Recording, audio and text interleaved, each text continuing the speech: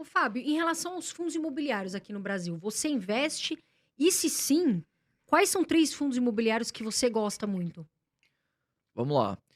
Invisto em FIIs, inclusive quando eu comecei a investir na bolsa, eu investia mais proporcionalmente em FII do que em ações, porque o FII ele tem uma lógica que eu gosto bastante para quem está começando na bolsa, que é você ter ali o seu provento mensal.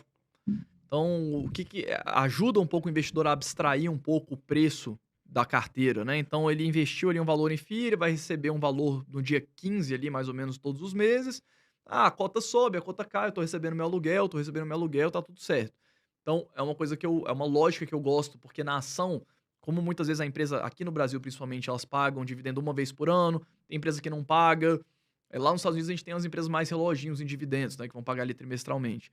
Mas essa lógica eu gosto bastante. Então eu gosto, investia mais ou menos assim, meus aportes no começo eram 70% em FII e 30% em ações. Então eu gosto muito. Bom, aqui no Brasil, o que que eu gosto, assim, a dica que eu dou para quem vai investir em FII? Algumas coisas para evitar. Evite FIIs muito novos. Ah, o FII acabou de entrar na bolsa, acabou de ser listado, né? 2020, 2021, 2019, a gente viu uma febre de um monte de fundos surgindo. Então, assim, é importante você deixar o gestor se provar. A gente viu muitas gestoras novas no mercado. Então, não tem problema ter esses fundos, tá? De uma forma geral. Mas eu evitaria para quem está começando. Então, procurar gestoras que têm muito tempo de bolsa, que já se provaram de alguma forma com algum fundo que tenha muito tempo. Então, nessa lista aqui eu boto Kinea e Credit Suisse, né? A CSHG, que é a Credit Suisse Hedging Grifo. Basicamente, essas duas são as mais antigas e que têm fundos que se provaram, vamos dizer assim. Então, eu sou muito fã dos fundos de tijolo, não gosto tanto dos fundos de papel. Eu acho que eles têm algumas vantagens frente aos fundos de tijolo, a gente pode até falar sobre, mas eu sou muito fã dos fundos de tijolo.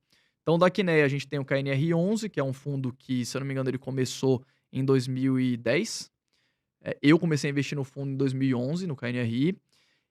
Tem o HGBS, que é o KNRI, desculpa, ele é um fundo que é da Kinea, que é uma empresa que é do Itaú.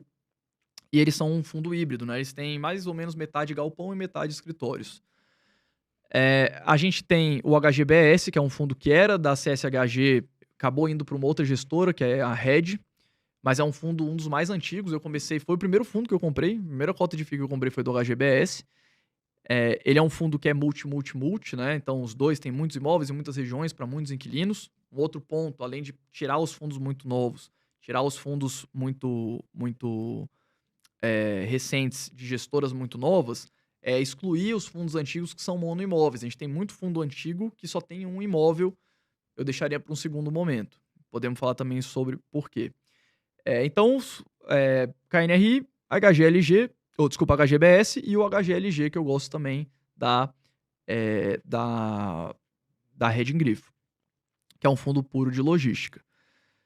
São 3 fundos que eu gosto, assim, acho que são fundos antigos, são fundos que se provaram de alguma forma ou de outra. Por exemplo, o próprio Kinea, apesar do mercado de escritórios ter piorado muito em São Paulo, no Rio de Janeiro de 2015 para cá, são fundos que conseguem um fundo que conseguiu manter a sua vacância relativamente controlada na parte de escritórios. Quando você pega os pares dele, tipo o HGRE, que é um fundo que eu gosto, mas tem lá quase 30% de vacância. Você pega o BRCR, que é um fundo antigo também de escritórios, também lá perto de 30% de vacância, além de vários outros problemas. Então, assim, é importante separar esse joio do trigo, sabe? São fundos mais estáveis de uma forma geral. Escritórios, eu gosto de falar muito assim, os fundos imobiliários e os REITs, acontece muito isso. Quando o setor vai bem, meio que tudo que está no setor vai bem. Então, o que foi muito bem na última década foi logística. Quando você pega os fundos de logística, todos são lindos, maravilhosos. Por quê? Porque expansão do e-commerce, as empresas todas precisando de galpão para expandir a parte de e-commerce. Então, o que acontece? Valoriza os imóveis, aumenta o preço do aluguel, e aí o fundo. Se você for pegar Sim. os fundos que mais desempenharam nos últimos anos, são fundos de logística. E ao ponto que os escritórios vêm mal já há uns bons 8 anos.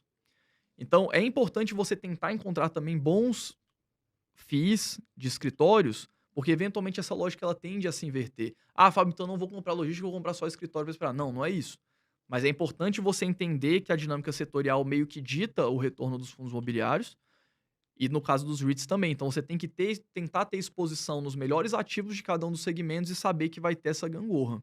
E aí você pode diversificar em percentuais, né, Fábio? Sim, Determinar, sei lá, 20% em lajes, 20% em shopping, 20% em galpão. O que você acha disso? gosto bastante. É uma lógica que eu gosto de falar para quem quer investir em fundos imobiliários ou em REITs ou ter uma renda passiva de imóveis recorrente é o seguinte: os imóveis, eles funcionam como, eu gosto de ver eles como um pedágio para nossa sociedade, nossa civilização existir. Então, se você for pensar o que tem de diferente do ser humano para um macaco que mora no meio da floresta, basicamente a gente construiu toda a nossa civilização dentro de imóveis. Então, os escritórios são os imóveis onde as empresas vivem. Os galpões logísticos são os lugares onde os produtos que as pessoas vão receber vivem, né? Ou estão transitando por ali. As indústrias são onde os produtos são fabricados. Então, e aí você pega shopping, onde as pessoas vão comprar produtos, vão acessar serviços. Então, a nossa economia toda está dentro de imóveis.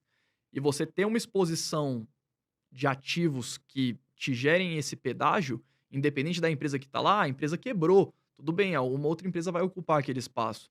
É você receber uma renda passiva pela civilização existir. Eu vejo muito assim.